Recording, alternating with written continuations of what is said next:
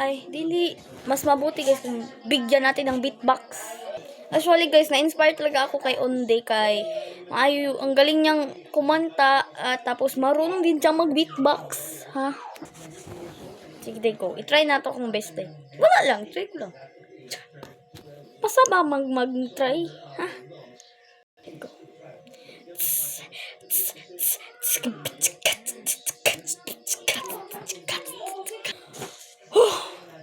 Hapo guys, makawagtang siya sa kanang breath.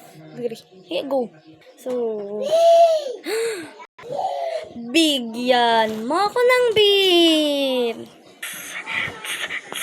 I'll keep on loving you kung sadyang di ako ang sigaw at tibok ng puso mo. Mabuti at nalaman ko na ako'y di mo gusto. Huwag ka mag-alala kung sadyang di ako ang sigaw at tibok ng puso mo. Ay, dito lang takutog. O, diba? Hope you like it. Go.